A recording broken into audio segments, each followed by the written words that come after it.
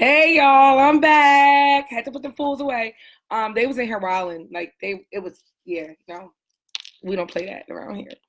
And it's crazy because they were just laying down and their own business. And it's literally as soon as I turned on live, Zen just started messing with Apollo. And of course, Apollo is too. So Apollo was here for it. And they would jump around the living room. But that was too much noise. So anyways, we're going to get in on these Talk About Tuesday questions. I had a couple people in on Facebook. I don't think I had anybody in on Instagram yet. But I had my Facebook folk in. I hope that you guys tune back in soon. Come on back in. I do apologize. I had to handle the babies. They were riling. But I'm going to get into the Talk About Tuesday questions. Because I got some really, really good questions from you guys. So thanks so much for tuning in yesterday and participating. It makes my heart warm. You know that, real estate is, well, let me not say real estate is my love language, but when I'm able to accomplish my goals and help people, that's my love language. So when you give me referrals or you ask questions and you tune in and you participate, that makes my heart sing. So thanks so much, you guys, for participating and giving these great questions. The questions you guys did not ask that I felt like needed to be asked, of course, I asked them myself. You're welcome. So I'll be going over a lot of things. I'll be going over the questions that happened. Also, things not to do when you're preparing to, hey, boo, when you're preparing to, hey, thank you for joining. When you're, oh, wait, I flipped you guys around. Sorry. Wait a minute.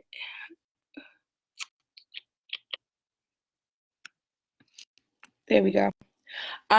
What not to do when you're preparing, what to do, and just a lot of great questions. So we'll start out. For our first question was, of course, buying a home is a very, very serious thing.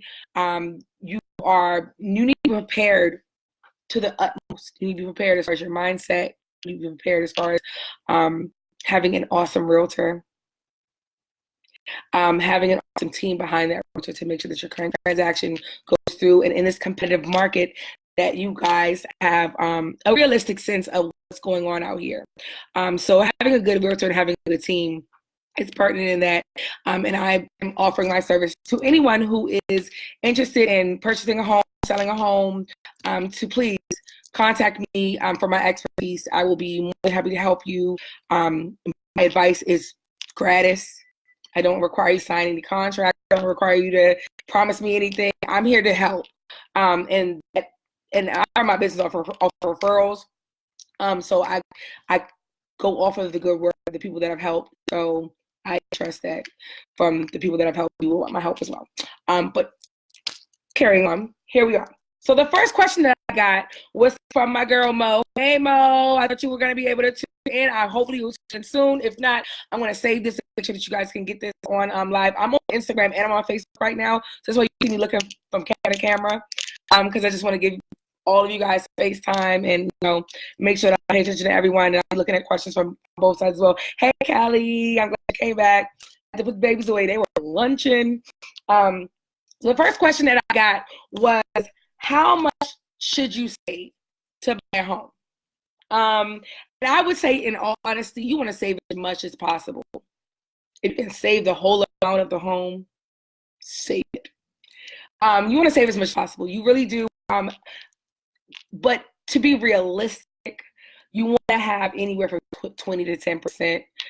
20% is usually what we require to take care of that PMI, and I'll tell you guys what PMI is. I'll tell you what PMI is in a second.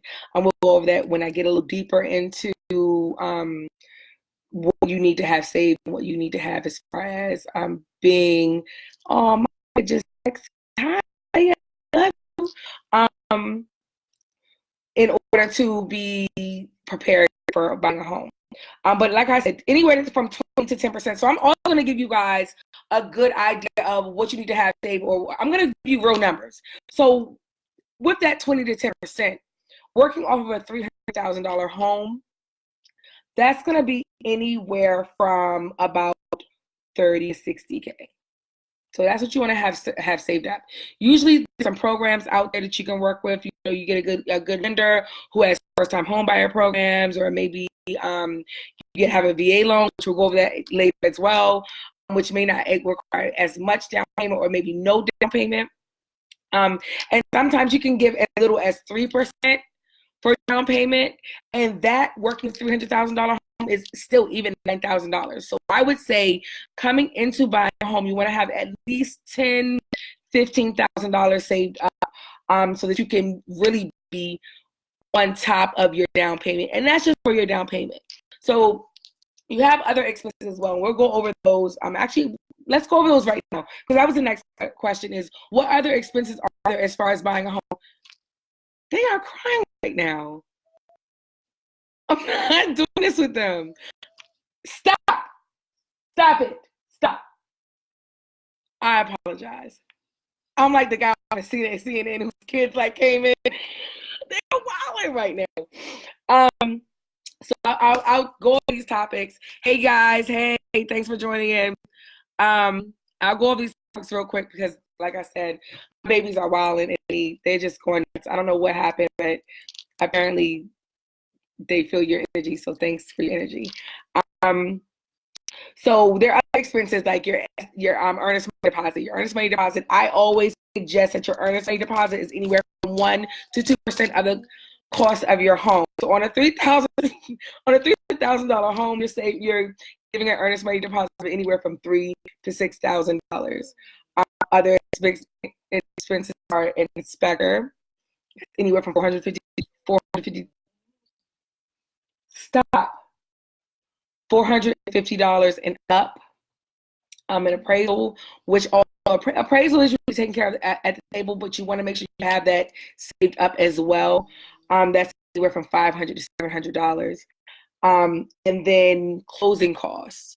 Closing costs are anywhere from 2% to 5% of the cost of the home. So if you're buying a $300,000 home, that's anywhere from $6,000 to $15,000. Okay, so adding this up, you're gonna want to have anywhere from $3,000 to $6,000 for your EMD.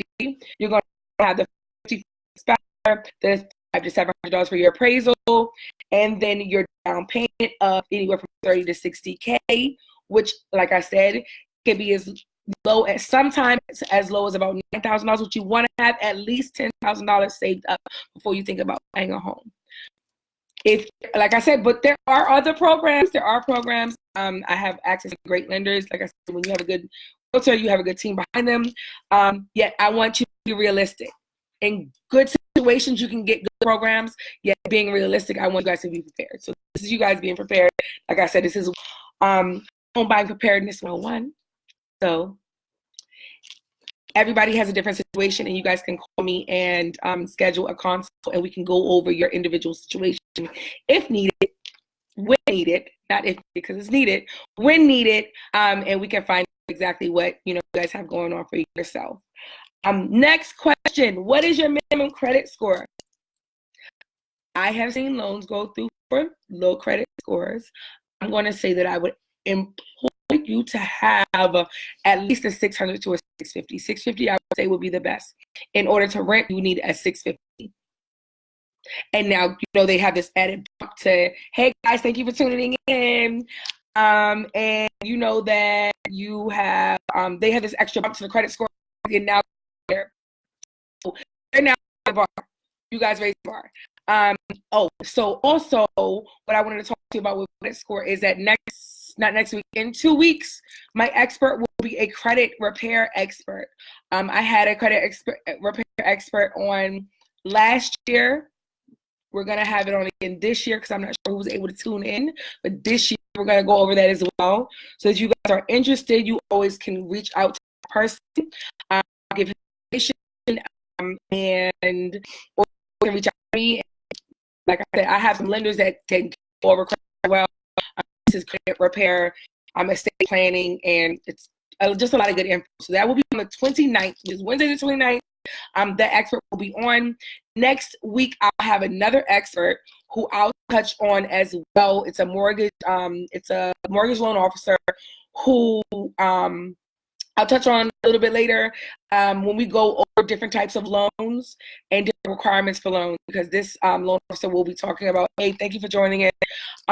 We'll be talking about loans for not only different programs, different, programs for down payment, also different programs eligible for self-employed individuals. I know that a lot of my followers, a lot of my friends, a lot of my tribe members are self-employed, and it's very important that we still be able to obtain generational wealth through real estate, even though we're self-employed. So I'm really excited to have this expert on this week. I'm talking about that, and you guys get some more information there. But anyways, moving on to the next question. How much house can I afford? Okay, so I am right now telling you guys to, if you don't have my phone number, well, my phone number call is 240-719-3257. My phone number for text messages is 67222-4887. I gotta check on that. I'll post it up so you'll have it. Oh, I should know that. And my email address, even better, my email address is charlenejones@kw.com. You guys, please contact me if you guys are concerned about how much house you can afford. I will give you an awesome app which will let you know. It'll factor in what you make, what your expenses are, any other little small things. It goes detail over detail to what and how much house you can afford. So contact me. I'll give you that app. But basically, you want to keep your payments no more than 25% of your monthly take-home pay, and that's take-home pay is after taxes. That's after everything. You don't want to make any more than 25% of that. So you want to factor in that. You want to make sure that it's cohesive with your family and cohesive with the way that you guys live your life. I know a lot of people eat out. A lot of people go out every weekend. Sometimes you have to make some adjustments to your life to get your goals. I'm making some adjustments now. Like I told you this morning, I was struggling. The struggle was real, but I have it going, and I'm here for Wise Wednesday. Last week it went crazy. This week I'm on here, and then these crazy people. So sometimes you got to make some adjustments, and if you have to make adjustments to make your take-home pay be a greater amount, you can do so. Okay? Like I said, no one is holding you back but yourself. All righty. On to the next question. All right, what are the extra expenses as far as you're buying a home? So the main expense that people forget about are the moving expenses. Unless you're you have a group of friends who you're paying for pizza, which so that's an expense as well. Well, pizza and beer, of course, which that's, like I said, an expense as well.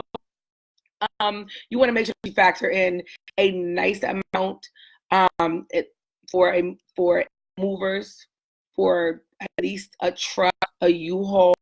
You want to make sure that you're researching what kind of service to use. Like I said, a good realtor will have a team of experts to help you, which I have that as far as my package for my listers and my buyers. I give that information so you guys can have some help moving as well. Other than that, the actual expenses are dealing with, like I said, the EMD, inspector appraisal. Other than that, there are some other things that can pop up. Yet it's very detailed and it's very rare. I tell people all the time, I've been blessed to, hey guys, thank you for joining in. Hey y'all. I've been blessed to be given some very difficult transactions, which have made me learn a lot.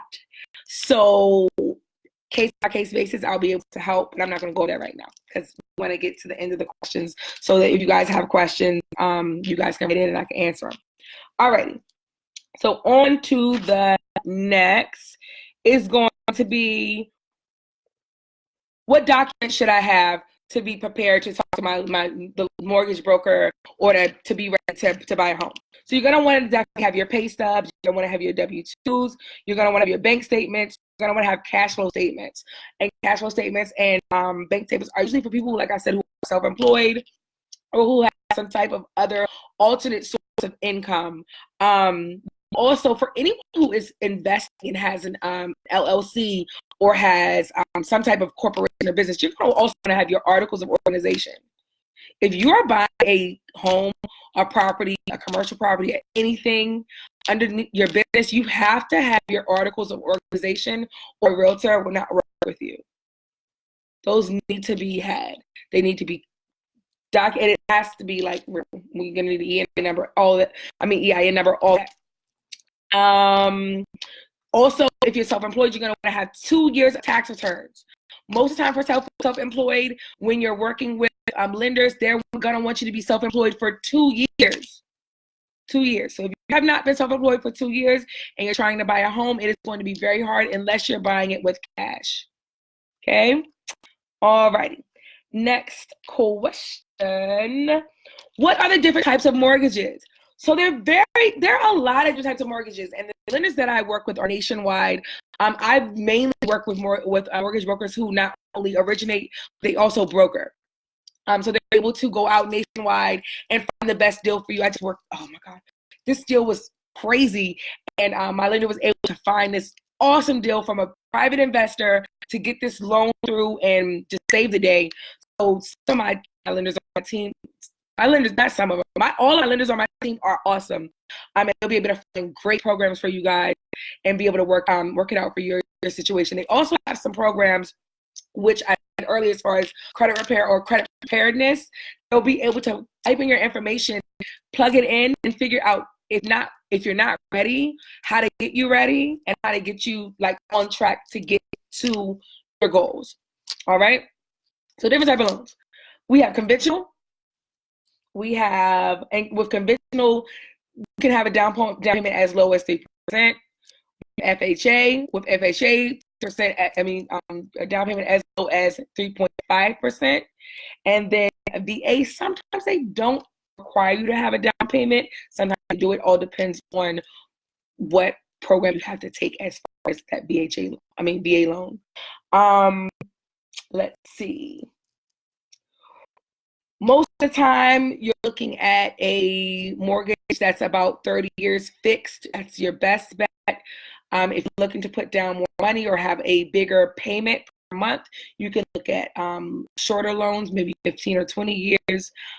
Just all depends on what you can do. And what I would say also, when you're please, like I said, contact me for that affordability calculator and also the mortgage calculator, because I actually recommend that you play around with the mortgage calculator and see and play around with how much money you can put down, play with if you make a larger payment per month, or just play with it so you can find your perfect outcome. All right. So next question is, what is PMI? Remember I talked about that earlier and I said I would go over that. All right, so PMI that your mortgage company pretty much charges you is kind of like car insurance, where basically if you don't put down 20%, they're charging you so that if your loan goes into default, or let's say that your home value drastically drops, they would be insured for that amount of loan money. So that's what PMI is. PMI, like I said, you're charged that when you put down less than 20%. So that's why it's so important for you to have that 20% saved, or at least have a program where you're going to be able to get 20% to put down. Because because then you'll have that PMI insurance where you have to take care of that per month. And that's an additional, added on to what your monthly payment would be. So I would say if you're not going to put down 20%, it's going to add that into the mortgage calculator as well. Okay? Alrighty, so next question, should I shop around for mortgages? Yes. I love my mortgage brokers. I love my lenders. They're awesome. They're amazing. Yet you have a period of time after you get your credit pulled to shop around and talk to different lenders. So make sure that you take this time to that you're working with the right lender, that they're responding to you in the right time, that they're speaking your language, that they're explaining things to you and giving you numbers. If someone doesn't make you feel comfortable, Be verbal about it. Talk to your agent. Talk to me about it, so that if you need help, we can shop for other ones. The lenders, sometimes everybody is not. It's not a cohesive match, and you have to sometimes make a switch to something. In this process, you have to be comfortable. You have to. So please, by all means, take this time when you have that period, when you get your credit pulled, to shop around and look for different lenders and someone who makes you comfortable, makes you feel safe, and makes you feel like this is going to be a swift and cohesive transaction. Hey guys, thanks for joining in. Love all the love. Next question.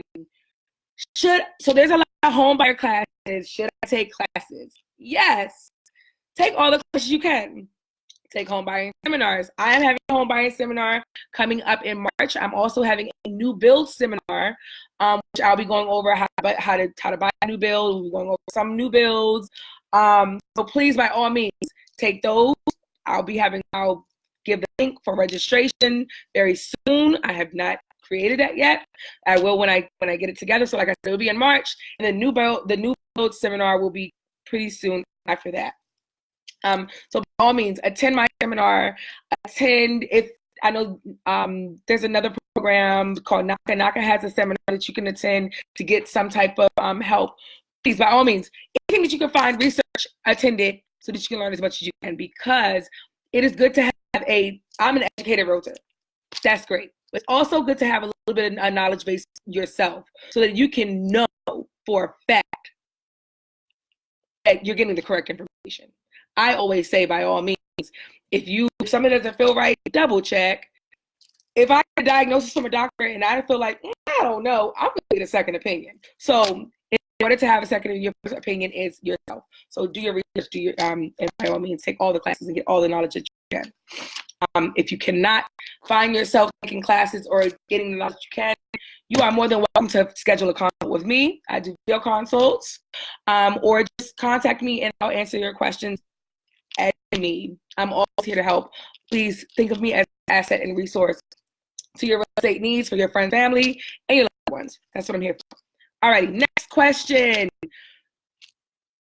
What should I do as far as knowing what's going on in the neighborhood? So I always say research neighborhoods. When I tell my clients that and they look at the neighborhood, I say always drive past at night. When we go look during the day, I say go get some dinner, have a great time, enjoy, relax yourself, come back around the neighborhood at night, drive and see if you feel comfortable with it. If you don't feel comfortable, let me know. We'll move on to the next. I also had a great, so now that's as far as feeling comfortable with the neighborhood. As far as knowing what your value will be in a neighborhood, my brokerage being the most amazing number one brokerage that it is. So I put up a post the other day and it said something about being number one. Transactions flow different when you're number one, but the link didn't come up. I seem real conceited saying that. The link didn't come up. The link was about how Keller Williams is number one as a franchise, and it will always be number one as a franchise. So that's what I'm talking about. So Keller Williams is amazing and technology driven. They now have a resource called Local Insights where I can speak with you, get your email address, you tell me what neighborhood you have and what neighborhood you want to be in, and literally, specifically to that neighborhood, you will get property values, you'll get what homes are for sale, what homes have sold. You'll get updates as well. So please, if anybody's interested in those local insights, contact me now. Hey girl, contact me now, and I'll get you set up for those as well. So that's what I have to say about researching neighborhoods. Go around the night and contact me for local insights. Number 13 questions already. Should I interview agents? Yes. You'll find that the right agent is me. Yet, interview agents. They, like I said, it has to be a cohesive flow.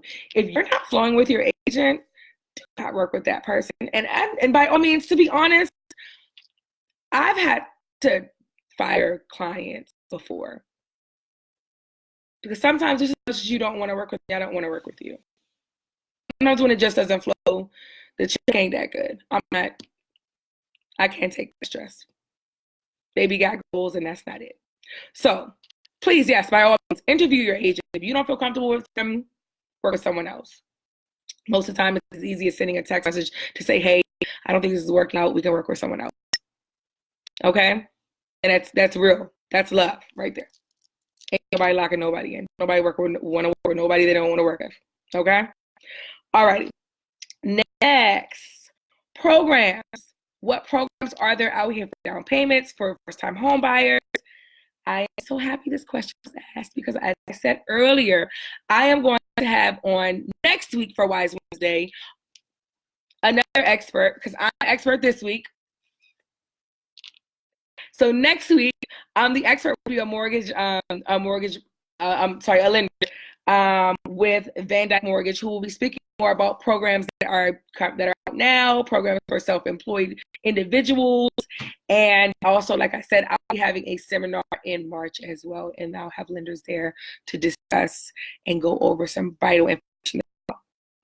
So tune in next week, the 22nd. I will have that expert on to talk about those programs. You'll be getting a lot more information about those programs next week. Alrighty.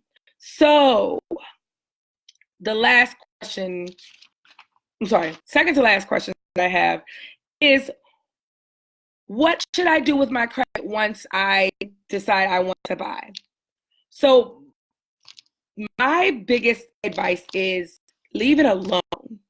Once you go through that pre-approval, leave it alone. Don't buy a car. Don't buy furniture on credit. Don't buy anything on credit. Don't open new cars. Don't think that you're going to increase your credit by, getting another line of credit. Do not do it. Leave it as it is until your transaction is finished, and then you can go ham.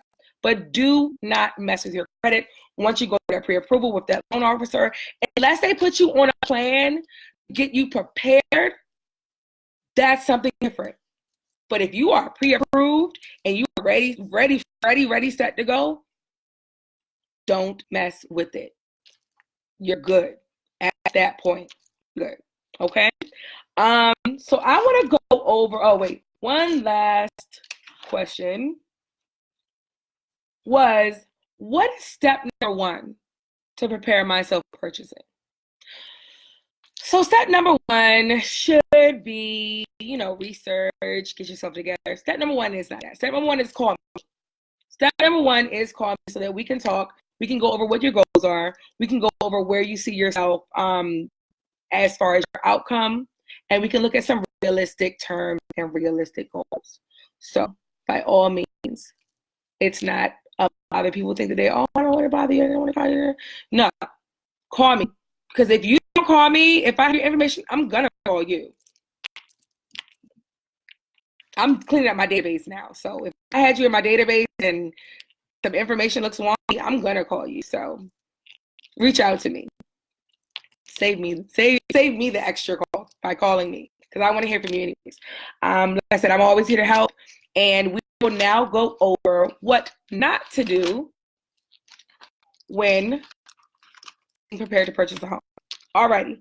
So the common mistakes are, or what not to do, are not budgeting. So you're not budgeting for closing. You want to always think about what you want to have down for closing. Like I said, that's 3 to 6% of the cost of the home. And that amount was anywhere from $6,000 to $15,000 on a $300,000 home.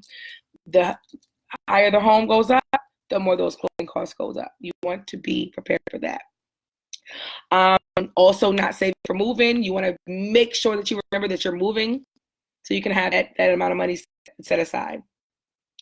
Not getting adequate insurance. You want to make sure that you shop around for insurance as well, and that you have the correct type of insurance. Depending on what area you are, you have to make sure that you have either flood insurance or some type of other weird insurance you wouldn't normally have. So you want to make sure that you're shopping around for your insurance as well.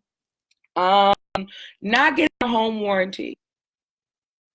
If you are able to get your seller to give you a home warranty, please get that. It saves a lot of headaches, and it kind of gives you a little bit of a blanket and a cushion for when you're moving in, and if something happens in the first year of you owning that home, to take care of it. There's some really, really good home warranties.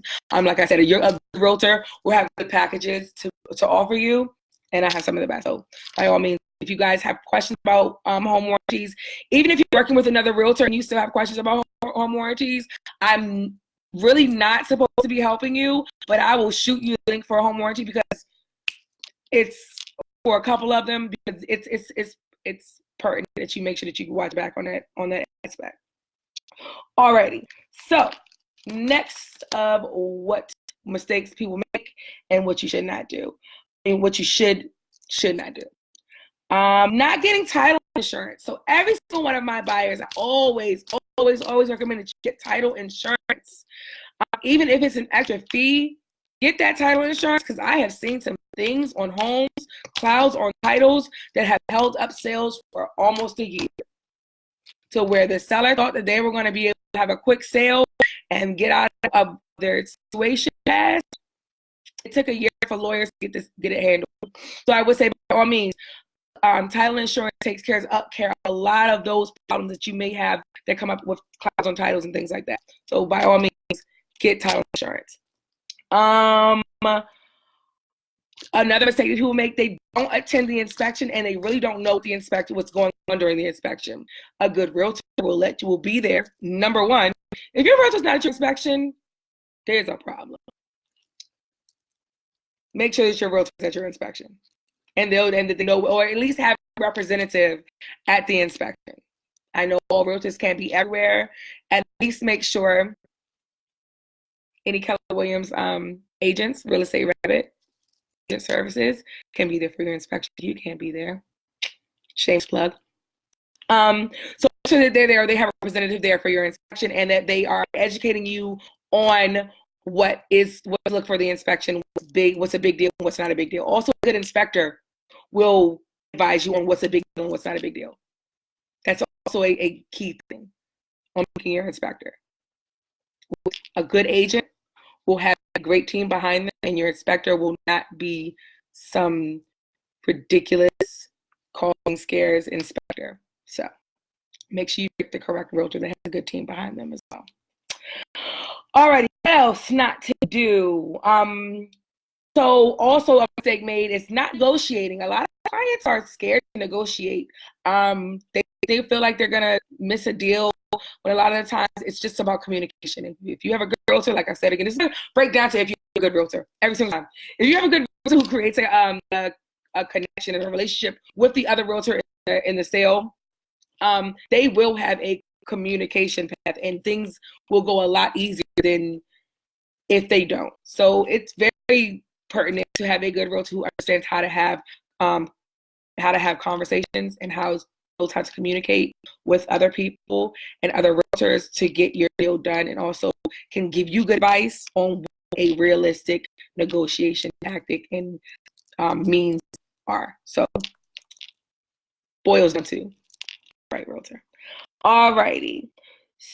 So another mistake is not planning for the future.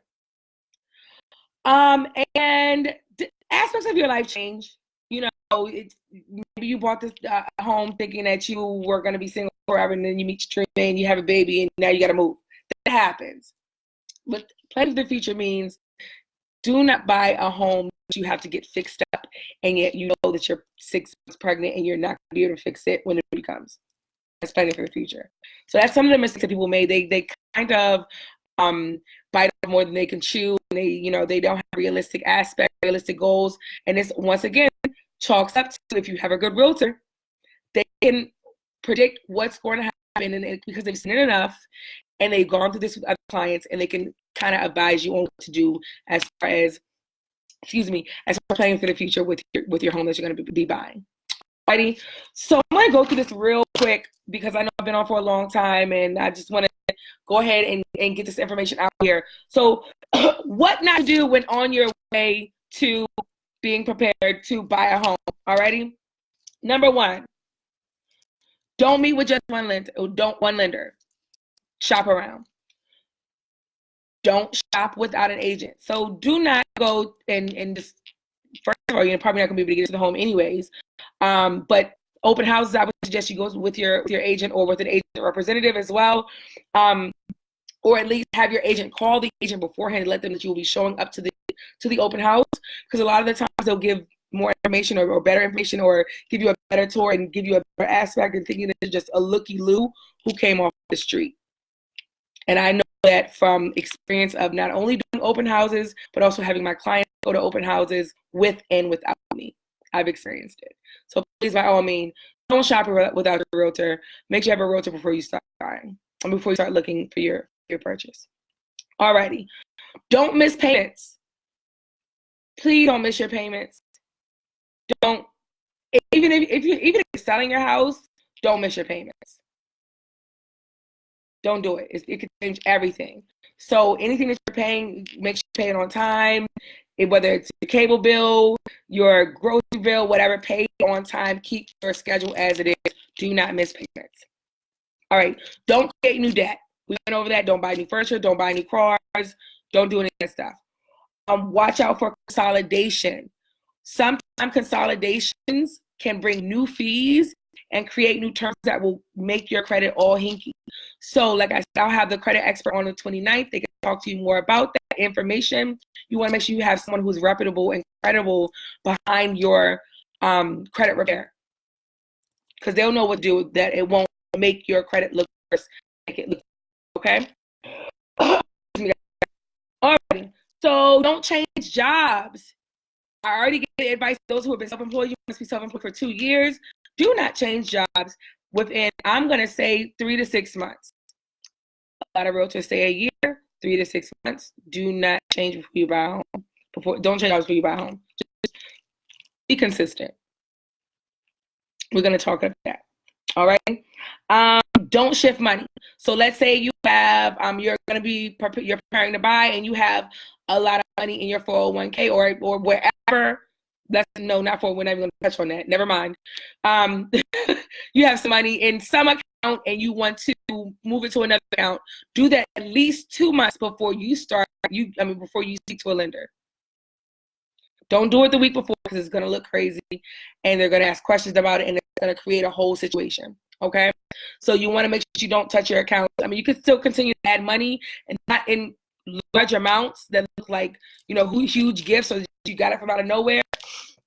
But your regular deposits of your income or any other regular deposit that you usually get, you can of course do that. Hey guys, thank you for tuning in. Bear with me for 1 second. Alrighty. But don't shift money. 2 months. Give it a 2 month span. Once you've done that, 2 months, and you can speak with the lender. Hey guys, thanks for tuning in. Alrighty. I already said avoid large deposits. Have a large deposit with months. So keep it real on your loan application. Don't fudge anything. I know that sounds like remedial. I know that sounds like common sense. But do you know how often that happens? Don't lie. They're going to find out. This is real. This is real stuff. This is adult things. Do lie. They will find out. If it doesn't seem right, they're going to question. They're going to ask for documentation. If they ask for documentation, it doesn't pan out to be correct. So be honest. Alrighty. Be realistic. Don't overextend yourself. So a lot of times people get approved. Hey, thank you for joining. A lot of people get approved for much more house than what they really can quote unquote afford. Because because of several factors. But a lot of the time people let's get an example. You get approved for a 450 home. But yeah, when you look at your affordability calculator, it's only 315. Don't overextend yourself. If you can only afford that 315, you're approved for that 450, stay at that 315. Don't go to 330, don't go to 350. A good agent will not let you press yourself to be house poor. They will find the correct house for you or work out a system so that you can be more realistic with your numbers and your goals. Okay? Another thing is be real with yourself as far as what you can afford. A lot of the times we get clients who can afford $400,000 worth of house that they tell you, oh, I only want to get $300,000 worth of house. They end up getting exposed to a lot less house, and it takes longer. They're not happy. And then finally they open up that bracket to what they really truly can afford. They finally find that home, and it's a totally different story. So be realistic with yourself on both aspects, to what you can afford and what most you can afford. That's going to be the most important thing, is a realistic outlet to what your affordability is. So once again, contact, I said it earlier, contact me. You can DM me, you can text me, you can email me at charlenejones@kw.com, and I will send you that affordability calculator. Okay?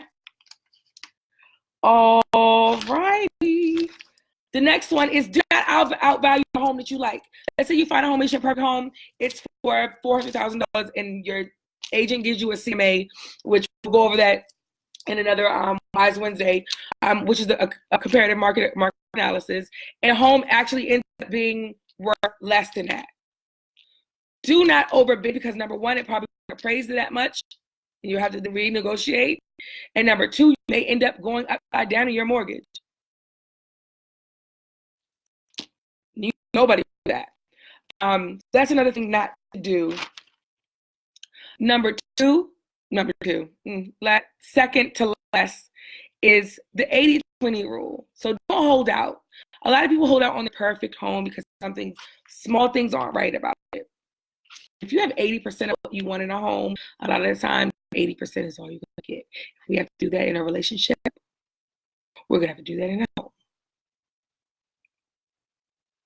I'm looking at both cameras right now. The 80-20 rule works across the board. We got to let some things go in a relationship. We're going to let some things go in a home. Okay? Thank you for your message. Glad you tuned in. So that 80-20 rule, yes, by all means, it works across the board. Now, last key tip. Don't make ridiculous offers. Don't make lowball offers. Now, I've done some risky things with my clients and made some lowball offers and got great homes. Shout out to D and Janae. Hope you guys are enjoying that home. And it went through, but that's when your agent, like I said, it chalks up to when you have a good agent who knows how to speak to the other agent to find out the seller's motivation. Sometimes it'll pay out. Other times, all you're doing is offending not only the agent itself. So you want to be realistic offering. You want to look at what the outcome is across the board for that home. And each home is going to have a different situation. Each seller is going to have a different situation. And it, once again, chalks up to having a good agent who knows, once again, how to communicate and how to create relationships with other folks to get your transaction handled. So we are all done. We're all done. Thank you guys for tuning in. Thank you guys for bearing through this with me and going through my first Wise Wednesday. Once again, I appreciate all of the support. If you guys have any questions about anything I went through, by all means, I'm going to post this so everybody can watch it. And I'm going to try to make it consistent. I'm putting it on YouTube too, so hopefully it'll go up on YouTube seamless. And you can add to it. And once again, I'll be back next week with my next expert. I love. I appreciate you guys. Once again, this journey in real estate has been amazing, and you guys have that. And I can only hope to continue to serve you guys and help your friends and family and my friends and family to create generational wealth and also knowledge and just create awesomeness in our community. I'm here to help. By all means, reach out to me.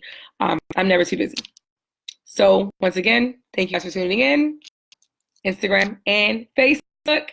I successfully recorded a Wise Wednesday. I'll see you guys next week. And be safe and beautiful. Rock out. Love you guys. Bye. I'm going to let these monsters out. They probably going nuts.